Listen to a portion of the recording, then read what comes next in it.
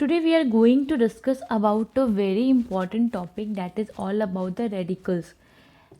As per the 9 perspective, radicals के बारे में हम ज़्यादा नहीं जानते, but for the competitive exam purpose you need to know about some keys about the radicals. So today we are going up to talk about the topic that is called radicals.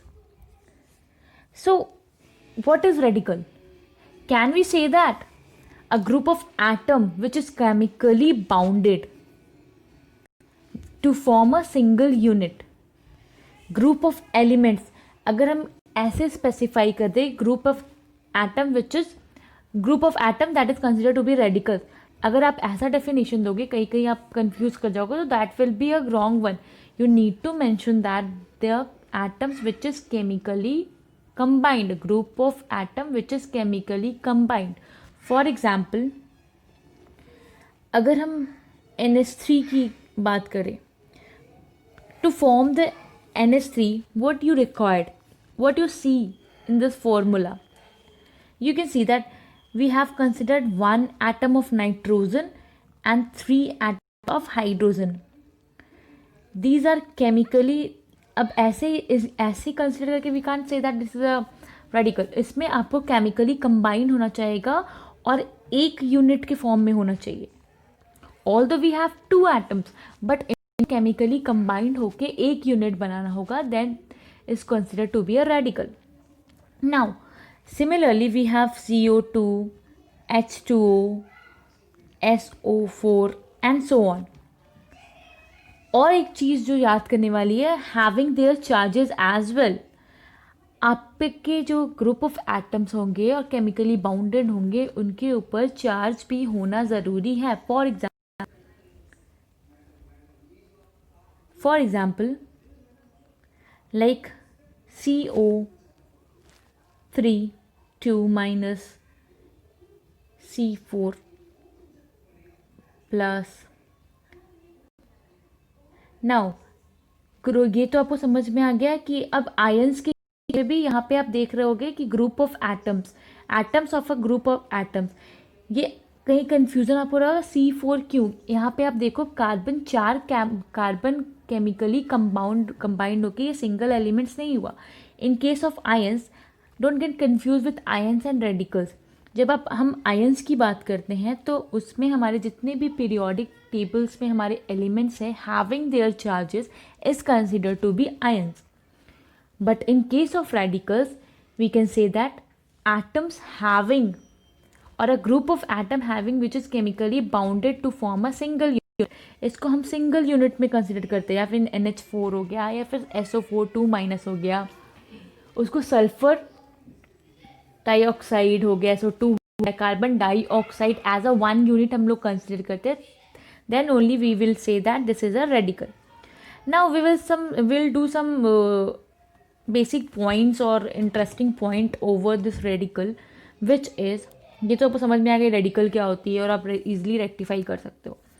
अब अगर हम naming की बात करें, यहाँ पे कुछ names होते हैं जो कि कहीं कहीं आप लोग कंफ्यूज हो जाते हो.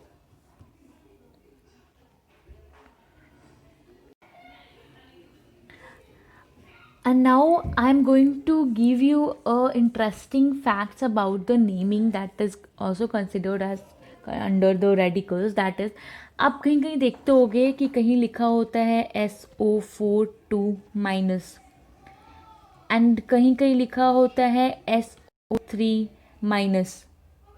ठीक है, कहीं कहीं आप देखते हो लिखा होता है सल्फेट, कहीं कहीं लिखा होता है सल्फाइट.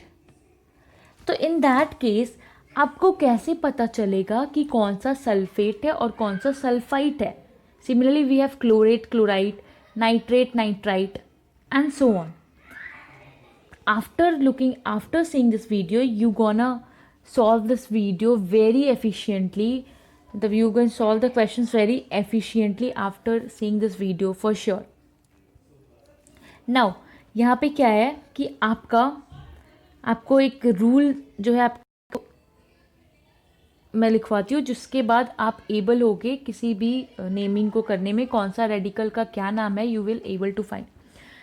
अब यहाँ पे आप देख रहोगे, if we talk about sulphate and sulphide, अब कौन सा सल्फेट है कौन सा सल्फाइड है, आपको इसको जानने के लिए you just need to no.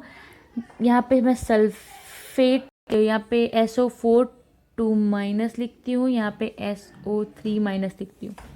आपको बस कंसिडर करना है जो ऑक्सीजन है, जिसका ऑक्सीजन ज़्यादा होगा और चार्ज ज़्यादा होगा, वो कंसिडर करेंगे। उसके सफिक्स में आप लगाओगे ATE, तो ये आपका हो जाएगा सल्फेट। और जिसका ऑक्सीजन कम होगा दे विल कंसिडर एज आइट, यानी उसका सफिक्स हमारा लगेगा ITE, तो इसको हम लोग बोलेंगे SO3 को सल्फाइट। सिमिलरली वी हैव, अगर हम ये क्वेश्चन लेते हैं लाइक ClO3 एंड ClO2-, तो इन दोनों के केस में कौन सा सल्फेट होगा कौन सा सल्फाइट होगा, देन विल कंसिडर अगेन, हम लोग चेक करेंगे oxygen, number of oxygen present in this. Now we will see कि आपको पता है, मैंने बोला जिसका ऑक्सीजन ज़्यादा होगा they are consider to be 8, and जिसका ऑक्सीजन कम होगा they are consider to be 8। तो आपको पता है यहाँ पे ऑक्सीजन 3 है, तो यहाँ पे क्लोरो और सफिक्स क्या लगेगा 8। सिमिलरली यहाँ पे जब हम ClO3O2 की बात करेंगे तो यहाँ पे 8 लगेगा, that is chloride. It's so simple. Now एक और चीज़ है जो आपको जाननी चाहिए, दैट इज़ अबाउट, कहीं कहीं आप लोग देखते होंगे कि कहीं कहीं आपका रेडिकल मस्ट पॉजिटिव, अब कैसे पता चलेगा आपको, अगर आपका नेमिंग दे दिया like aluminium, then hydronium, we have phosphonium, cyanide, cyanate, thiocyanate, तो इन केस में हमको कैसे पता चलेगा, अगर हमें नहीं पता कि नेगेटिव पॉजिटिव, तो कौन सा हमारा पॉजिटिव आयन होगा और कौन सा नेगेटिव होगा। इन केस इसका एक चीज़ है, just need to remember that कि ओके लास्ट में IUM लगा है in case of aluminium, ammonium, hydronium, phosphonium, तो आपको उसको पॉजिटिव कंसिडर करना है, they are consider to be the positive radicals. और जिसमें रेस्ट अदर देन दिस कुछ भी, यानी 8 हो या आइड हो, कुछ भी हो, यानी cyanide, cyanate, thiocyanide, they are consider to be the negative radical. Hope this will clear. Now practice with your own and stay safe.